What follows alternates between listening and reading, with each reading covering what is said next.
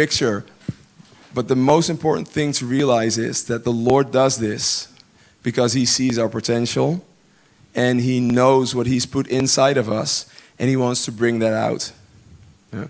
It's like a rough, unpolished diamond that he's now starting to work on, shave off pieces, parts, chunks, rock or whatever, or compare it to gold. When you drink a piece of rock with gold in it from a mine or something, you can't immediately sell it. Yeah, you'll have to make it go through a process of purification. Yeah, and that involves putting it in a fiery furnace of, I don't know, I think 1600 degrees Celsius or something, there where it sits a couple hours so that all the impurities come to the surface. Then they skim that off and keep the gold. So the Lord has put beauty inside of us, and he wants to make it come out. So let's see how he did that in David's life. There are 5 seasons that we can identify in David's life, and each have their own tests.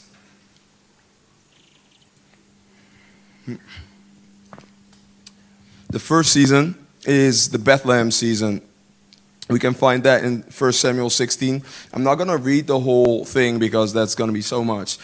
So I'm just going to reference the scriptures, and then you can go over it yourself if you like later. So he was about probably 17 years, 1 Samuel 16. And David was in the hidden place of intimacy and faithfulness, enjoying the Lord. He was put over the sheep. It was a very menial task, very humble task, but he did it with faithfulness. Yeah.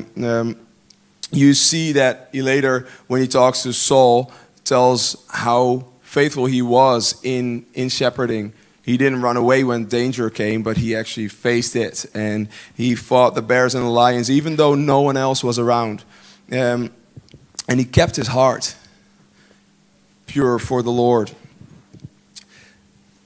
There's also the time or the season that when we look at our lives, or what can correspond to that, the season that we receive prophetic promises from God. We all, I'm sure, all of us carry promises from the Lord that have not yet come to pass. Yeah. So, like David, he was promised to be king. He was anointed among his brothers to be the next king, but it didn't happen right away. Right? So carrying those promises even when we're put over mundane tasks, as we see even later when his brothers are in the army and Goliath comes out, David is still over the sheep. His dad didn't all of a sudden have an epiphany, oh wow, he's going to be the king, so maybe we put him in a different role or anything. No, he was just still there, and he was still faithful in what he was put over. So the test in this season that David had to go through, and that we all have to go through, is the test of hiddenness. Do we compare ourselves with others, or do we trust God? Basically, and that's in literally everything in our lives, of course. Are we going to take our own? Are we going to take control for ourselves, or are we going to let the Lord have control over our life, over our destiny, over whatever happens, even in the practical things? And are we faithful in the secret place when no one is looking? When no one sees it, are we faithful? Because this is something that God so values. He said, when he rejected Saul, I have looked and I've found David, and I found in him a man after my own heart, who's faithful when no one sees it. Yeah? So, this is so powerful. Okay, let's go to the next season. Season Gibeah. This is found in 1 Samuel 17 till 20. 1 Samuel 17 till 20. David's probably around 18 to 23 years old. And it's a season of early promotion for him, where he rises quickly through the ranks as he stands up, kills Goliath, and is promoted. The young women around the nation sing the songs. Saul killed his thousands, David his 10,000s, you know. So he was lauded, honored in all of the nation. And invited to move to the king's palace, got the king's daughter as wife. So this was a clear season of promotion for David. But the promotion that we receive, especially early in our lives, it's a very big test for us to be conscious of. The test basically is: do we focus our heart and intimacy on the Lord, or are we now deriving our identity from our position and the honor and the platform that we have now received? Right? The test in the first season in Bethlehem was: are we faithful in the hidden? And now, when we're raised and promoted, when people see us, when people ask us, are we still set on the Lord? Is that our heart? Or is our heart actually set on the success that we now have? This early promotion, God often gives it, and it's very unrelated to where we ultimately will end up. You know, this is promotion to train our hearts. Like in Proverbs 27, verse 21, it says, "The crucible is for silver, but man is tested by the praise he receives." Yeah, the crucible is for silver, but man is tested by the praise he receives. We often think, oh, we're only tested by adversity, right? And for sure, we are tested by adversity. Like, how do we respond to when times are rough and when things go not the way that we like it? But in this season of early promotion, we're tested by praise and by how good everything goes.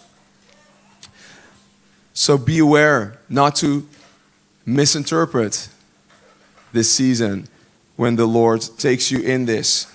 And don't think that because you're not 23 anymore, that this doesn't apply to you. Right? David was between 18 to 23 when he was in this season, but the Lord takes us through different seasons in our life, right? And we can be, even though we're in different ages, go through different stages, right? We can. This can also be like cycles, like how we see in the Song of Solomon, like the cycles that the bride walked through. That's similar to these testings. And of course, if we walk through the testings well, like David did, in faithfulness to the Lord, keeping our heart set on Him, we will move on. And the Lord is able to actually entrust us with more that He actually wants to give to us. And He's able to do in us all that He wants to do. But if we fail the test, obviously He cannot give us the next stage because we haven't learned this lesson yet. Yeah? And I wish that these lessons could just be learned on paper, right? Yes. Oh, I got it. Okay. Just be faithful. Focus on the Lord. Amen. We got it, right? But when it actually happens, it's harder. But therefore, like one of my big prayers in my life has been from an early age on, like, Lord, I want to be a man, like a Psalm 1 man. I want to be like a tree planted by rivers of living water that has deep roots in you. So that if a season of drought comes, that I will still be able to drink from you. Or when a storm comes, that I will still be able to stand, that I won't fall over. Yeah? So it is so important for us to be rooted in the Word and to know, yes, storms are going to come. Difficult seasons are going to come. I mean, praise is going to come as well as a test. Difficult seasons are going to come as a test. But are we prepared? Are we setting our hearts for it? And of course, if we are prepared, it's much easier to walk through. Right? If we're caught by surprise, it's like, we're still trying to gather ourselves, and still then the storm's raging, or the praise is coming, and we think it's like all for us, instead of like, oh, actually, where is my source? Where's my focus? It's the Lord, right? And seeing it for what it is. Of course, enjoying the blessing that the Lord gives, because that is great when the Lord gives that to us, but acknowledging Him in the midst of it, keeping our eyes focused on Him, seeing the giver instead of or rather than the gift. Yeah, keeping our heart pure in that, keeping our heart with all vigilance, for from that flow the springs of life. Then we go to the third season. Adullam is that called, the season of the caves. We find this in 1 Samuel chapter 21 to 31. David's approximately 23 to 30 years old at that time. And for a season of 7 years, he is tested and also strengthened by adversity and a serious adversary. Yeah, Saul literally wants to kill him. Like a couple times he chucks spears at him to pin him to the wall. He's searching for him everywhere to kill him. He has Doeg kill, I think, 70 of the priests of God because they helped David escape. It was serious time. But David in that time finds comfort in the Lord. He keeps aligning and realigning his heart with the Lord, even in this season of extreme testing. Now, David is not tested by success and praise, but actually by hardship and difficulty, by a demonized authority figure that God put in his life. Mike Bickle even says, when God calls a David, he uses a demonized authority figure, a soul, to train him.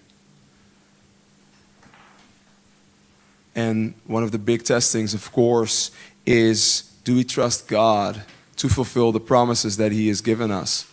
Are we faithful in the place that we have right now? Or are we going to fight in our own strength and kill Saul because the promises are ours, right? We're anointed. We're supposed to be king. Saul disobeyed the Lord, and the kingdom is torn away from him, as Samuel prophesied. Right? So it's a serious test in keeping our eyes on the Lord and not taking it into our own hands. David says, I set the Lord always before me. Psalm 16, verse 8. Because He is at my right hand, I shall not be moved. He set the Lord always before him. Such an important thing, to keep our eyes fixed on the Lord. But I promise you, if the caves are the first time you're going to look for the Lord and try and set Him before you, you're going to have a hard time. If that is the time that you start looking for God, seriously start growing roots, like when the storm is raging, you're going to be too late. In my church growing up, we had one of our pastors. He often used this analogy. When the enemy is at your gates, if that is the time that you're going to start preparing your army for battle, you'll understand what's going on, right? You're too late. That's not going to happen. So we need to prepare in advance for what is going to come. Yeah? And God is so kind that He tells us beforehand how He's going to train us, what the process is going to be. Yeah? So that we can go through it. Like anyone who goes into the army, goes to boot camp, for sure doesn't expect to be sitting in a lawn chair on the beach. No, that's not realistic. That's not how we train people. Everyone knows I'm going to boot camp. They're going to squeeze me. I'm not going to sleep. I'm not going to eat well. They're going to give me horrible, difficult things to do. And I have to endure this. Yeah? It's not going to last forever. It's a season. It's a testing, a training, because they want to bring out in me potential. They want to extend my limits. They want to push me to my limits so that my limits extend and that I'm able to do more. That's the way we grow and are trained, right? So the same when we're in God's family. We have the best dad, the good shepherd. He wants to bring out the best in us, and he has perfect methods to do that. So let's keep our eyes on him in each season. And it's serious. I also tell you later. Here we see David in Psalm 23, verse 13 and 14, explaining, I would have lost heart unless I had believed that I would see the goodness of the Lord in the land of the living. Wait on the Lord, be of good courage, and he shall strengthen your heart. Wait, I say, on the Lord. He would have lost heart unless he had believed that he would see the goodness of the Lord in the land of the living. He kept his eyes on the Lord. He kept his eyes on the promise that the Lord had given him, for he knew it's going to come to pass, but not in my timing, in the Lord's timing. When he says the test is done, when he says you've passed, now we can go to the next level, right? And that next level that the Lord brought David into is season 4 in Hebron, is described in 2 Samuel 2 till 5. He's probably 30 to 37 years old, and this is a season where the promise of God is coming to pass, or at least a part, a 12th of the promise, because the Lord had promised him the whole kingdom, right? But he only got a 12th. And this season has 3 tests in it. So even though it is a part of the fulfillment of the promise of God, it's still a test. Is David continuing as he did in the meadows when no one saw him, to be faithful to the Lord, to keep his eyes fixed on him? Or is he swayed by the fulfillment or the partial fulfillment of the promise? Or is he going to rise up in pride and arrogance and go and take over the rest of the kingdom because it was promised to him? Well, we see that David passed the test as he was inquiring of the Lord right after Saul died. That David says, shall I go up to any of the cities of Judah? And then the Lord says, go up. And David then asks, where shall I go up? And he said, to Hebron. So David went up there, and David brought the men who were with him, and they dwelled in the cities of Hebron. And the men of Judah came, and there they anointed David king over the house of Judah. So even though it seemed to everyone so clear, Saul's dead, finally that season is over. Now you're king, so go get it. But we see David's heart. I'm going to inquire of the Lord. I'm going to look at him. He promised me the kingdom, so he's going to give it to me, and I want to receive it from his hand and only in his way and in his timing. And he followed that. It's such a beautiful, beautiful humility that we see there.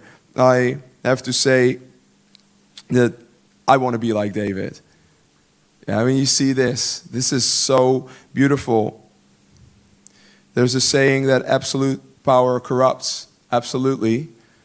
But that only applies if you have not set your heart to the Lord, on the Lord, and have a heart after the Lord like David did. And so I want to have a heart after the Lord like David had, so that if promotion comes or if difficulties that my eyes will be fixed on the Lord, and that I will be not swayed by the success or by the adversity, but I will stand and will be like David, a servant leader. Because he's now in power. He's the ultimate authority in the land, or at least in the part he was ruling. So he didn't have to answer to anyone, right? But he still chose to act in humility and to see that God exalted him for the sake of the people. Like it says in 1 Chronicles 14, verse 2. God exalted David for the sake of the people, right? So he did not exalt David for the sake of David, but he exalted David so that he could lead the nation, because the Lord is looking for shepherds after his own heart to shepherd the flock. So when the Lord exalts us, puts us in a position of leadership, it's not for us. It's not because we now deserve it. We've grit our teeth and, okay, finally you can put that behind. Now we can be served. Yeah? No. Like Jesus clearly said, who wants to be the first is to be the last. He gave the example. He washed the disciples' feet. Everything was given into him. But yet he humbled himself, took the job of a servant, even right before he went to the cross. Can you imagine? He's so amazing.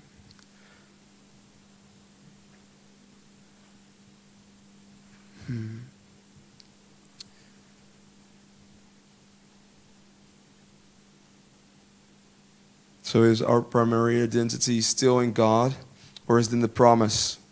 Is it in our position? Is it in what other people say about us, or is it in what God says about us? And these things are best learned when there's no one around, right? The mistakes that we make, we best make them when no one is around, when we're still in hiddenness. So let's set our hearts in whatever stage we're at to look at the Lord. And the final season is the fifth season. He is in Jerusalem now. 2 Samuel 6 to 24. He is about 37, from 37 to 70 years old. Now he gets all of the kingdom. And the tests right away, like the tests were before that, is he gonna keep his identity as being a lover of God and being a beloved of God, and therefore being successful? Or is his identity found in the fulfillment of the promise and of the prosperity, and that everything is going well and that he has the whole nation under him? Is he going to be a servant leader? David had many difficulties in this season. No season is trouble-free. And it's easy to think like, oh, if I can just get through this, then my life will be fine. And the grass is always greener on the other side. So knowing that should give us a clue like, okay, let's live in it now. Let's be in this moment, and let's just keep our eyes fixed on the Lord wherever we are. Because we can't change the season that we're in right now, or we could. He could have killed Saul, but it wouldn't have pleased the Lord. Right? So he waited, and that was wisdom. David remained faithful in the small things with a servant spirit. And Asaph, in 1 Chronicles 6, verse 39, spoke of it. He spoke of David's integrity of heart. Let us be people with integrity of heart in each season of our lives. Whether it's in hiddenness and no one sees us, no one recognizes us, or whole the world is standing at our doorstep asking us to come do whatever. David maintained this teachable servant spirit. He was humble before God and man. He was easy to correct. He acknowledged his mistakes and failures, and he repented.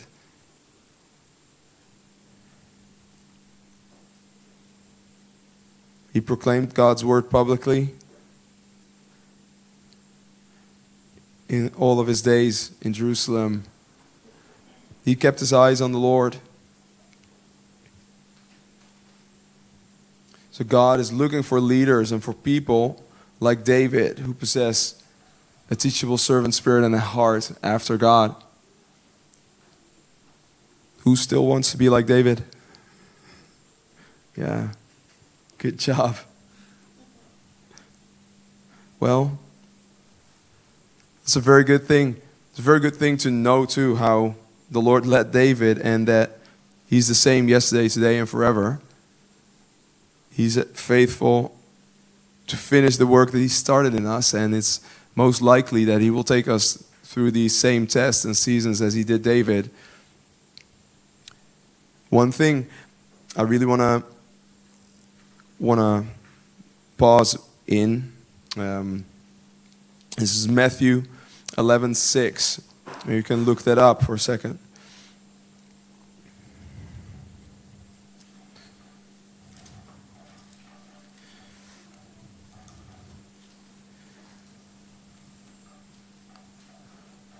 This is the topic of offense in our hearts. I called this lesson the 5 seasons in the life of David and the beauty of an unoffended heart at the Lord. David had an unoffended heart at the Lord. He was honest with the Lord. He didn't like the seasons, or especially the difficult seasons that he was in. He was honest about that in the Psalms, as we can read. But he always realigned with the Lord. You are God, and I am not. And I will keep my heart free of offense against you. You can lead me. And here we read how the disciples of John came to Jesus and they asked in verse 3, "Are you the one who is to come, or shall we look for another?" And Jesus answered them, and they said, "Go and tell John what you hear and see. The blind receive their sight, and the lame walk. Lepers are cleansed, and the deaf hear. The dead are raised up, and the poor have good news preached to them. And blessed is the one who is not offended at me." When I first started reading this, I was a little puzzled by this cryptic little phrase. Like, how does that line up with what he just said before? The lame see, the lame walk, the blind see, lepers are cleansed, the deaf hear, dead are raised, and blessed are those who are not offended by me. I want to tell you some of my own story in the Lord. As I told you, I grew up in the Netherlands. So my father is from Curaçao, the Caribbean, the island. He came to the Netherlands when he was about 18 or 20. There he met my mom, and there I am. And so grew up there, and God in a godly family, praise the Lord. My parents taught me about God. I can't remember a time that I didn't know of the existence of God, and even from an early age, I just knew, okay, I will stand before God one day, and so I have to be wise in how I live, and being the oldest of 3 younger brothers, so we have 4 boys in the house. That called for me being an example for them. So babysitting them and just taking care of them, and just knowing, well, my actions actually influence others. If I go and do dumb stuff, then my brothers may follow me and may do dumb stuff as well, and I may think, or actually have, or whatever, think that I have the strength of mind or character to come back. Maybe they don't, and then that will be on me. So from early age, I knew, like, okay, my actions actually matter. When I was 8, when I was 8, we went to a conference, and there I gave my life to the Lord. I just acknowledged Him, that He was knocking on the door of my heart, and He wanted to come in. And so I told my parents about that when we came back to the tent, and we knelt together, and I invited the Lord in my heart, and so there started the friendship with the Lord in hiddenness, in trying to be faithful to Him, definitely not always doing that perfectly, but always knowing and having the perspective of the Lord. He is good. He's after my heart. And one day, I'll have to stand before Him. So what point is there in going left or right? It was such a blessing. When I was a teenager, I sometimes thought, why don't I don't have a testimony? That lie. Because I was in a youth ministry with a lot of people that got saved straight from the street, and so they had this awesome from darkness to light transformation in their life, and I was like, well, what can I tell my friends? I've always known you. And so I sometimes hope or wished, I wish I had a story like that.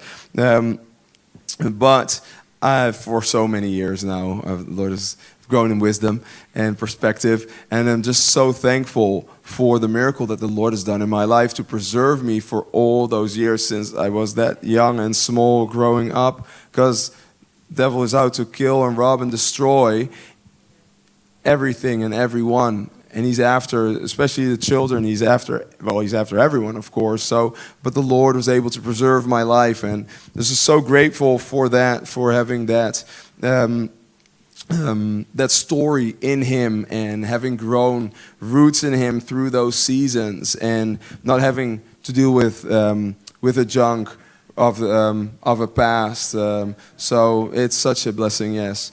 So then I went to college. I studied education, specifically sports education. Became a teacher in high school, and ended up, I'll fast forward because I won't go into too much detail, ended up marrying a beautiful, godly, young woman who was my best friend, and we did life together, and she was first studying when I started teaching, and we were just living our life together. She finished studying. She also became a teacher. And the Lord has just pressed on our hearts that all of our lives are ministry, that whatever we did was ministry unto Him. Whether we were in school, whether we were in the store, whether we were traveling, because we were doing a lot of traveling in our vacations and our breaks, doing ministry and missions. But the Lord really highlighted, your life is ministry. Everything you do is ministry. Because I had the mindset a little bit, maybe a lot, from my teen years, like, okay, I want to serve you full time, and I'm just going to do something until you call me to do that. But then the Lord is like, no, you're already. There's a mission field right around you in your class, every class. You have so many students, so many teenagers that don't know me, that know nothing about me. And so your life is ministry. This is where I've placed you. Just be faithful here. And so we did that both in different schools. It was really really awesome to see how the Lord worked in being able to touch and love on so many students and pray for them. And I taught in a sports college where we were training our students to be trainers and coaches. So I taught them practical sports topics and theoretical courses, as communication, group dynamics, and human behavior, those kinds of things on leadership, and then on how to teach so that they would become leaders and teachers themselves. So that was all great.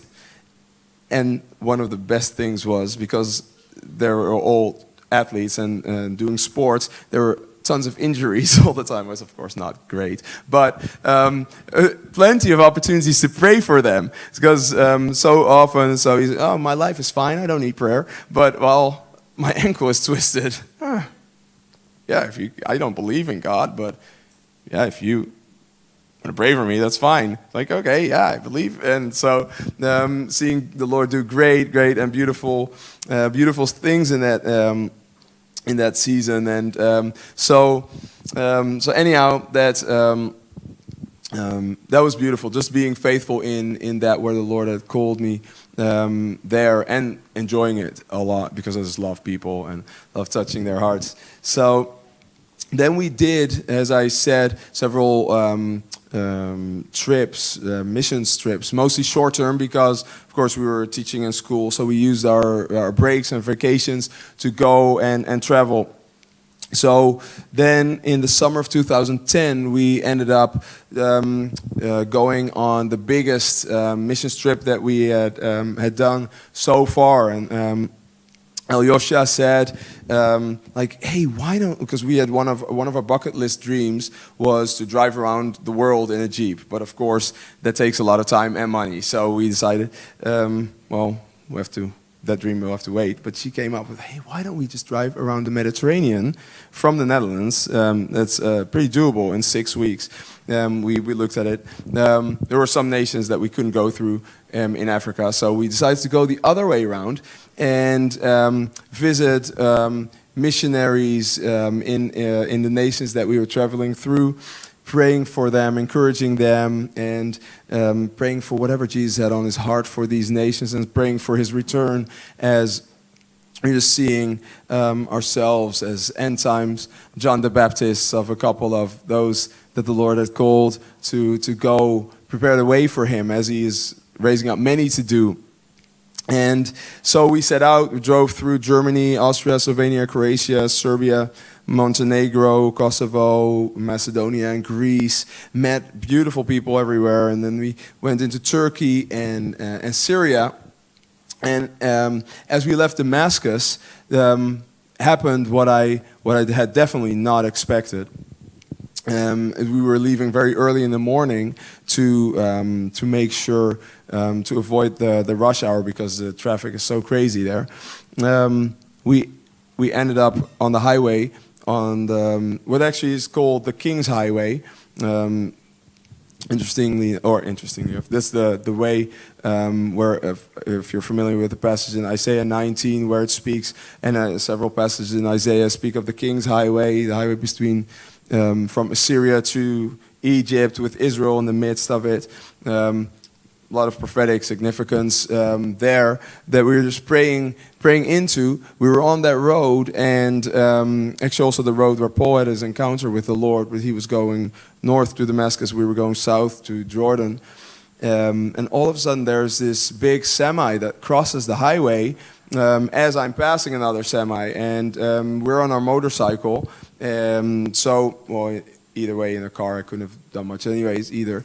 But I tried to hit the brakes to avoid hitting him, because all of a sudden he's on our lane. There's nowhere I could go because the shoulder is there's not an option, and we fall, and I slide over the road, and we're wearing our motor suits, and I'm just crying out and shouting like, Jesus, Jesus, no, this is so surreal. I'm thinking as I'm sliding over the road, this is an accident? This is so weird, because I remembered back in Austria in the mountains where we were driving a little bit before, that a couple of weeks before in the same trip, we were passing a semi in the mountains, and that semi swerves all the way to our lane, kind of breaks out in a turn, and is about to crush us in the divider. There's just nowhere we can go, because it's like a 24 or 18 wheeler, I don't know,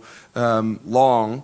There's nowhere we can go, and all of a sudden we're behind it, and we are shocked. It's like, what just happened? So we pull over and conclude that we're still alive, and that the Lord obviously has done a miracle in taking us out of that situation that we've only read about in the stories of heard, but never experienced ourselves. And so he saved us out of that one. And another was that went through my mind as I'm sliding over the road, that it was in Serbia, that the chain of our motorcycle got looser, and so I decided to check it out and make a little test run on my own.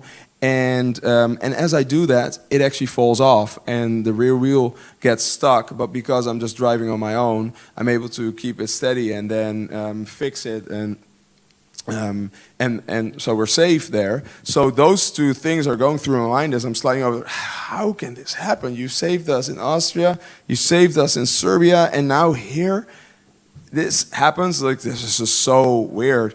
And so I end up hitting the front tire of the truck, and got flung to the side, and I feel that my right leg is severely broken, that I can't do anything. So I take my helmet off, and I'm trying to reach Alyosha as she's lying like 10 meters ish away, not responding. And then I see them pick her up and put her in the back of a minivan, and then they put me behind her and drive us to a hospital. Ambulances there run differently, and so this was the quicker solution. So as we were driving in that van, I'm praying over her and trying to wake her up as she's just lying with her eyes up, and then she gently just nods her head twice, and that ends up being the last sign of life that I've seen from her, because in the hospital after that, she passed away as they tried to do CPR on her for 50 minutes. She was only 23 when she died. So beautiful. So in the strength of her life, and so the doctor, they really wanted to save her life. Of course, it's also shaming for the nation, they killed someone of theirs, killed a foreigner.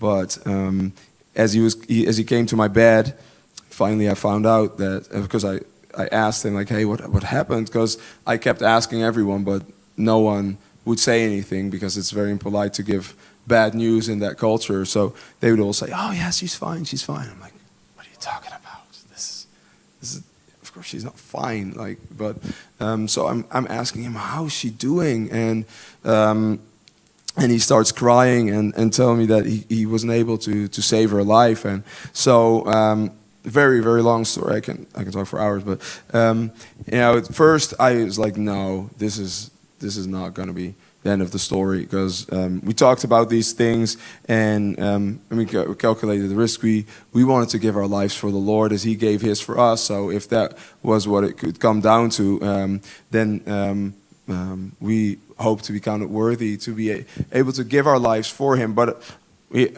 expected martyrdom and not an accident. And so we talked about it. If one of us would come to die, the other would pray for resurrection. So I'm like, okay, this is not the end of the story. This hospital is going to be saved. They're all going to see the power of God. This is going to be so amazing. So of course, at the same time, she was dead. So like, okay, this is really difficult, because I have to tell her parents, of course, and call the people back home. And so I did, and told them I'm going to pray, and I believe that the Lord is going to raise her from the dead. This is not going to be the end of the story. And so everyone, our church and the house of prayer, join in and pray, as I finally, by the end of the day, have the chance to pray over her and fully expect her to rise. There was just still so much of the Spirit of the Lord on her, and it was like, oh my gosh, this is like, she's asleep. And for Jesus, there was no difference. Like how He said, the little girl's asleep. She's not dead. So I'm still lying on my gurney, so my leg is still unattended. And I pray over her, expecting her to rise, already looking forward to the stories that she would share from her 8 hours in heaven. I'm like, what has she seen? But to my shock and surprise, she didn't rise. And I realized other conversations that we had where she told me, like, well, Daniel, our life, our marriage is amazing. You're amazing. Everything the Lord has given us that we can do for Him and with Him is amazing. But ultimately, our lives are about being a resting place for him and being close to him. And the best thing is to see his eyes. And if I'm with him, I'm not going to come back. I'm sorry. I'm gonna stay. I'm like, sure, yeah, I see that. I don't blame you. I would too. But of course, in that moment, I thought about that differently. So I changed the prayer to the Lord just commanding her to come back. As you also hear those stories. It's like, okay, just ignore what she says. Don't listen to anything she says. But I don't know how it went down. In the end, he didn't raise her from the dead, so she remained with him, and I remained here, broken in my leg. That didn't bother me so much. I mean, of course, it was painful, but I knew I've always been an athlete. I've been fit. My leg will heal, but how about my heart? Like we saw in the beginning, keep your heart with all vigilance. Out of its flow, the springs of life. How can what about my heart? Like it was just ripped, torn in two, and the shreds were everywhere. And I so many questions. Like, who am I now? Like, what is my life? Like, ton of things, and darkness and pain, and just of course being lonely, in the midst of that, I'm so thankful that, as I told you, one of my big prayers was, I want to be a Psalm 1 man.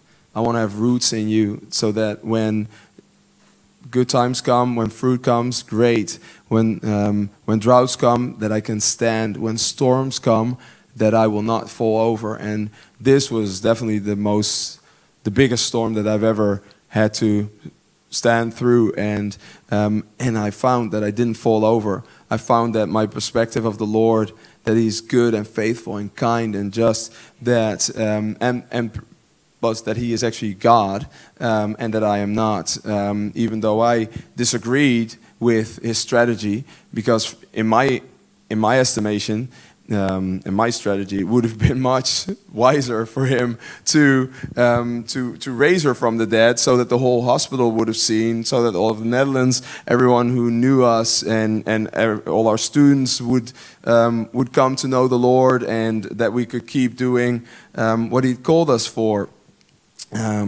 But that was clearly not His plan. So then there was the question for me: what am I going to do now? Am I going to align with God, or am I now deciding that I know best, and that He should do things my way? Like that question. David stood before the same dilemma when everyone told him, "Hey, kill Saul, do it. He's right there. Just take things into your own hands. You can be God. You can decide." Yeah, but he knew, I am not God. God is God, and I am a man. I always picture it like this. Maybe you can try this. Make a really small little square between your fingers, like that, and try to look around and focus on something. It's very hard. I always pictured this is the perspective that I have in life and on everything. And from that perspective, I think I can see what is right and what is wrong, and I can judge what I should do, what God should do, what He should have done, while He, in fact, has the whole picture. He knows the end from the beginning. He knows everything. And He's after my best and my very best, even more than I am.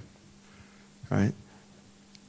We always want the training to be over, because we don't want to suffer. We don't want the pain. We don't want to have to go through these exercises, because it's just uncomfortable, and we just want to chill out in the beach chair. We just want to look at the ocean, or we don't want to sweat and go through the pain of the training.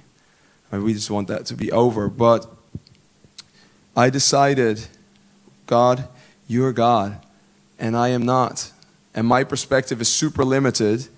You know everything.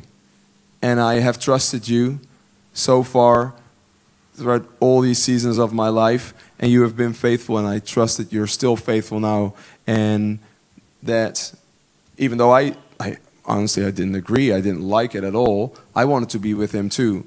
Like I mean, I was never, people tried to comfort me, and tried to say like, oh, Alyosha, Alyosha is in a better place.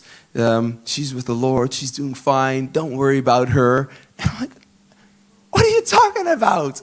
Of course, she's with the Lord. I'm like zero worried about her. Like, she's doing better than she ever has. I'm worried about me. Like, I am here. I am like, we get a little perspective. And so, anyhow, that year after that, I decided to keep my eyes on the Lord. And as David said, I would have lost heart unless I had believed that I would see the goodness of the Lord in the land of the living. That he came through. He just kept coming through. Alyosha, before all of this happened, because we talked about these things and the scenarios, she said that I was allowed to mourn her death for maximum of 1 year if she would come to die. So when it actually happened, I knew, okay, wow, I know what to do. I have to grieve and cry and be with the Lord and allow Him to heal my heart.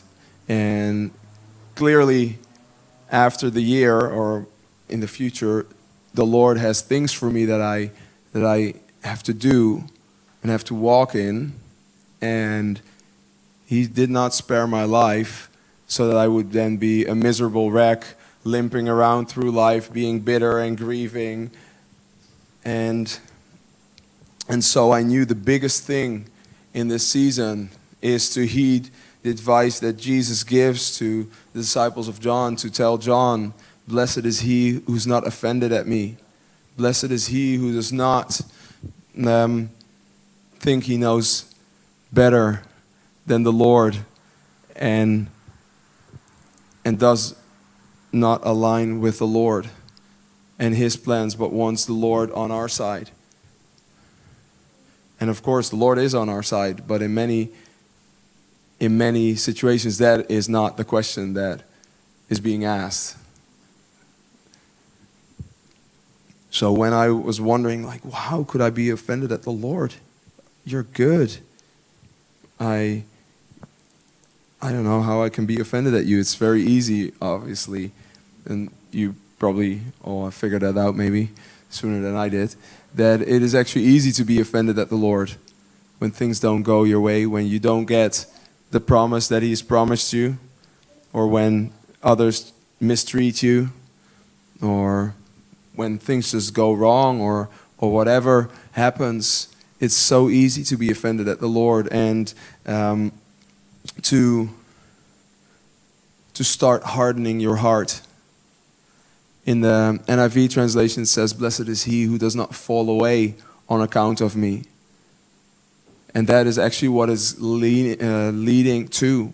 If you allow offense in your heart, it's like you're closing off a little bit of your heart. It's hardening a little bit. It's like you're stepping away from the Lord just a little bit. If you don't solve this, it's going to become harder. You're going to turn and walk away further and further from the Lord until at one point you're just so far away that you're just falling away. And it's not that He is not wanting to hold you or grab you, but you're walking off of His hand. So the big thing I think I want to just put before you is to search your heart, like David did, like Jedediah at the end prayed out of Psalm 139, just 23, 24. Lord, search me and know me. See if there is any wicked way in my heart, and lead me in your way everlasting. We need the Lord to search our hearts. We don't see all that is in our hearts, but he does. And often we don't fully really want to see all that is in our hearts too. So it's easy for us to ignore and just, okay, I can push this away. I don't have to deal with this. But if we want to be people after God's own heart, if we want to be people that raise their hands and we want to be like David, we want to be lovers of God and we want to be loved by God, we want to give him our whole heart, then we have to deal with offense. Then we have to deal with hardness in our heart. We have to deal with the areas that we disagree with God. I'm still walking through areas that I know, like I have to keep coming in alignment with the Lord. And the issue is now not anymore like, the Lord didn't raise Alyosha or he didn't save her life. He could have done both, of course. He could have detained us like half a minute, or he could have detained that semi and the accident would have never happened, or he could have raised her from the dead. He could have done so many things to solve the situation, but he didn't. So that was obviously a big point where I could be offended at the Lord, but where I chose, Lord, I want to choose you over my own comfort, over my own ideas. I choose to align with you. Because I don't want this to be an area where hardness in my heart grows and where I keep walking away from you and ultimately would fall away from you. Because wouldn't that have been the worst? I would have lost my wife, the love of my life, with whom I was doing ministry, was so happy, and she was gone. And then if I would have fallen away from the Lord in bitterness and forever would have been separated from him, then everything would have been lost. So just to we need perspective in our lives. Like our little offenses, and I know there may be things that are big issues that are in your life, but I still call them little because Paul calls them little. Remember how he says that these light and momentary afflictions are bringing about an eternal weight of glory. But the verse doesn't end there, or maybe the verse does in our verse numbering, but it says, because we fix our eyes not on these temporary things, but because we fix them on the eternal things. We need perspective of eternity. We need perspective of heaven and of the Lord. And that is one thing that David had. He kept his eyes fixed on the Lord throughout every season of his life. So let us be people that keep our eyes fixed on the Lord in every season, that ask him to search us and heal us, because that is ultimately what he's after. Yeah, we often misinterpret the discipline and the training that the Lord gives, and we think he's harsh or against us, but he's after our benefit and our best interest. And in Hebrews 12, the scripture I mentioned in the beginning, he actually says that the discipline of the Lord that he gives us, that because for the moment, Hebrews 12 verse 11, for the moment all discipline seems painful rather than pleasant, but later it yields the peaceful fruit of righteousness to those who have been trained by it. So for the moment all discipline seems painful rather than pleasant, but later it yields the peaceful fruit of righteousness to those who have been trained by it. Therefore lift your drooping hands and strengthen your weak knees and make a straight path for your feet, so that what is lame may not be put out of joint, but rather be healed. And that is what the Lord is after. He is after our healing.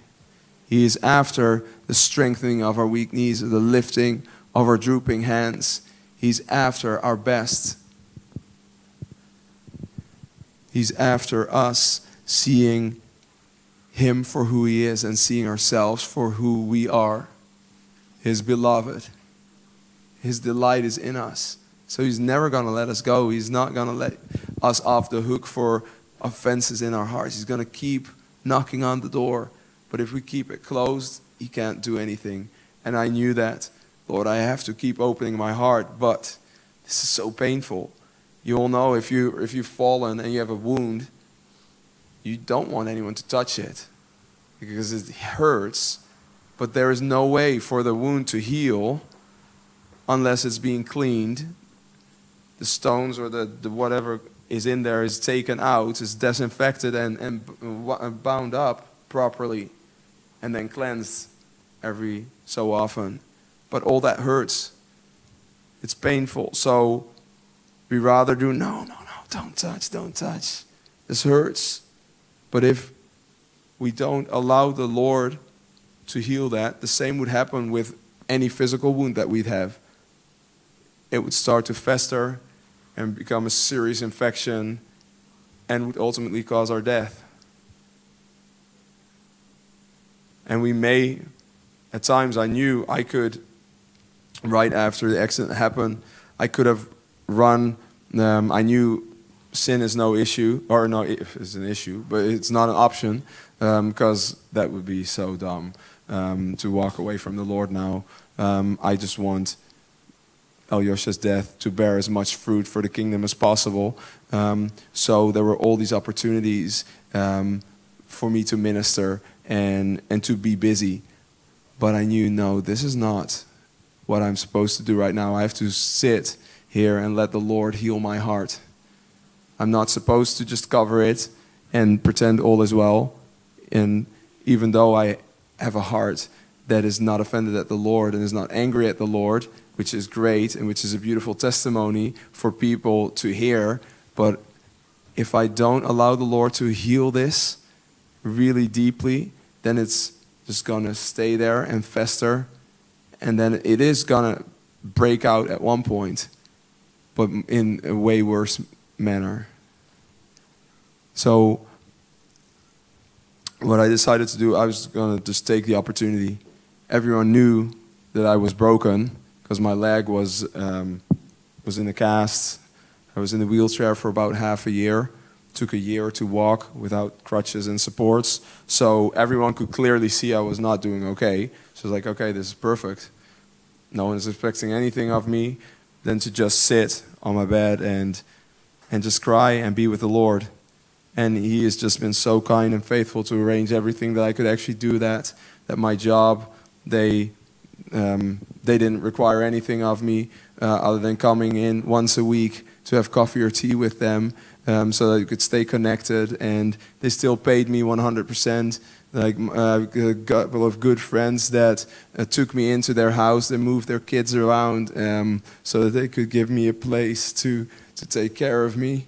Like they gave their lives up for me for half a year, that I could have a place where they could care for me. You know, it's just the Lord's goodness and grace. He's just so kind. He made every opportunity for me to deal with the pain in my heart and for him to come and sit with me. And he sat with me and we went through this together. And he wants to do the same for you. He wants to come and sit with you. He wants to come and hold your hand. Whatever the hurt is, whatever the pain is, whatever the offense is or the disagreement with him, he just wants you to let him in and come and sit with you and start healing the pain. And I really want to encourage you, take the moment that you have also right now. If we can have the worship team come up, we'll just take a time to pray. Just search your own heart. Maybe you're already doing it as I'm speaking here. Search your heart, and if you find there are areas of offense in your heart that you want to bring before the Lord, and you would like some people to come and pray over you and stand in agreement with, just come to the cross, come to the middle here, and then we will pray for you. This is a moment where you can let go of offenses, where you can receive freedom. So don't let this moment go by.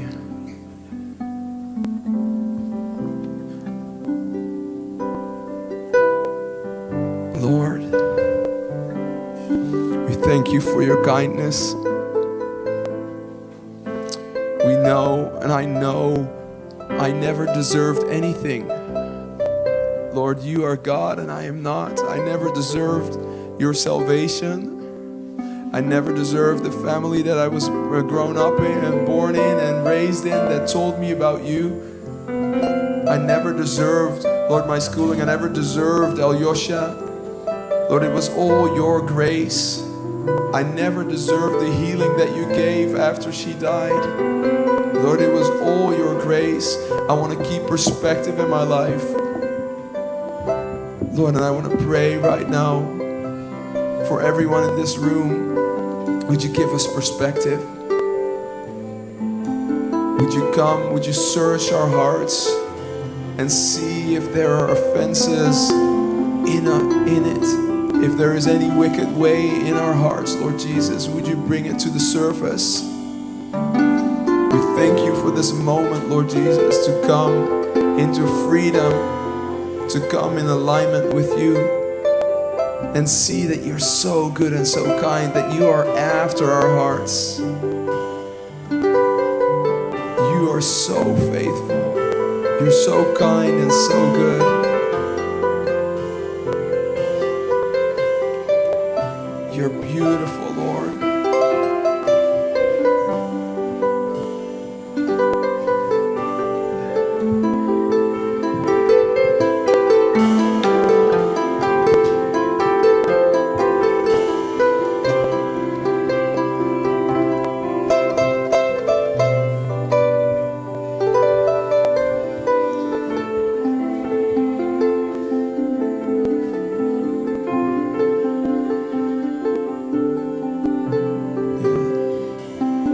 Ashamed or embarrassed to come forward.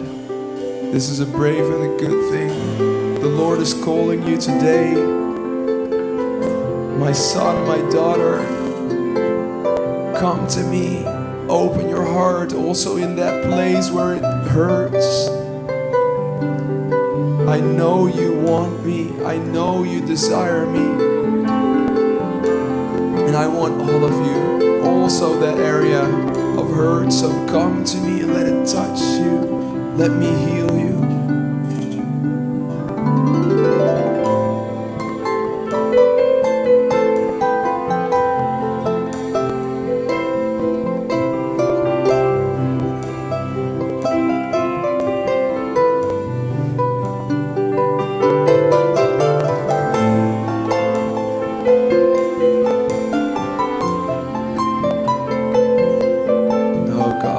In kindness, gentleness, and grace. You love us so much. You keep calling us and pulling us out. You're so faithful and kind.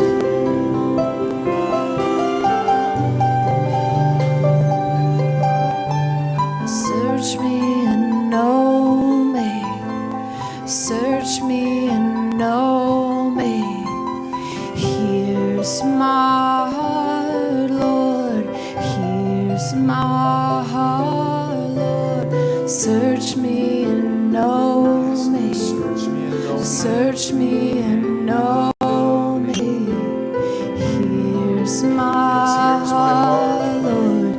Here's my heart, Lord. Search me and know me. Search me and know me. Here's my heart, Lord. Here's my heart, Lord. Search me and know me. Search me and know me. Here's my heart, Lord. Here's my heart. Search me and know me. Search me and know me. Here's my heart, Lord. Here's my heart, Lord. Search me and know me. Search me and know me. Here's my